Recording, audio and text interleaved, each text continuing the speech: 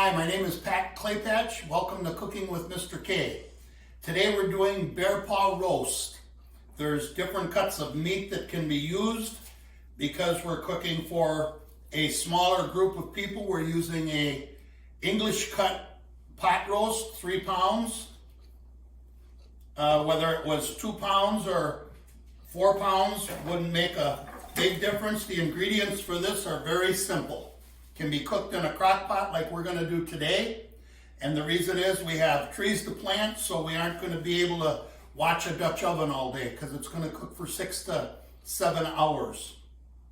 You put in the pot roast, and then you take a pouch of Lipton onion soup mix, sprinkle that over the top real good. Again, it's a very simple recipe. Then you take a pouch of au jus, sprinkle that over the top.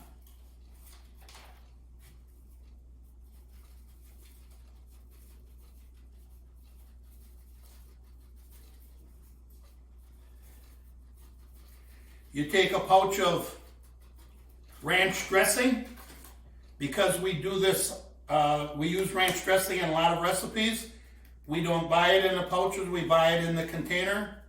But you can tell about what the coverage was with the pouches, so you can get the same coverage when you put it on out of a container like this.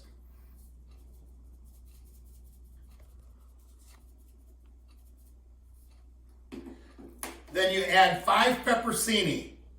They can be on the roast, they can be alongside the roast, wherever it works. 5, not 6.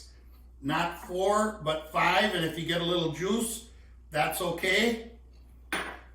And then 1 stick of butter. You put the lid on, you put it on high, and away you go. In this case, it's going to cook 6 to 7 hours.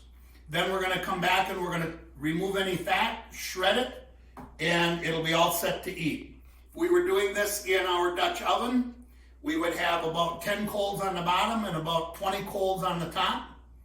And it's a dish that if you're going to do it in a Dutch oven, you're going to need to be around most of the time it's cooking, because after about 3 hours you're going to need to change out to fresh coals, because those coals are going to be losing their heat.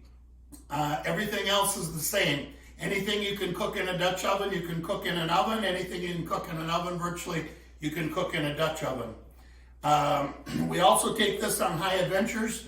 We do it ahead of time and then we freeze it. And the only variable there is because it gets dehydrated sometimes when we freeze it.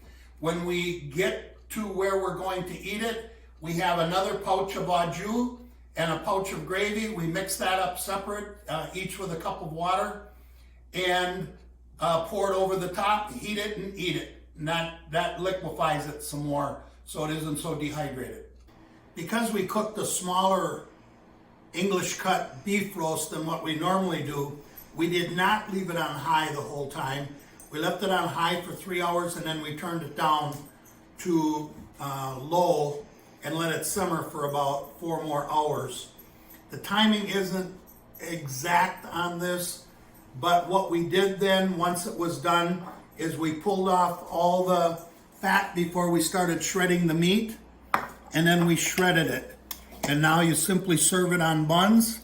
Because we didn't freeze it like we talked about earlier, it's still very juicy. So you just serve it on buns. Sometimes we serve it on slider buns or regular buns. It can even be served on bread and goes over very well. This is the #1 dish that Scouts request for high adventure trips. On regular Scout outings, the Scouts cook for themselves and the adults cook for themselves, but on high adventure, we consolidate some meals, and this is the #1 dish that Scouts ask for.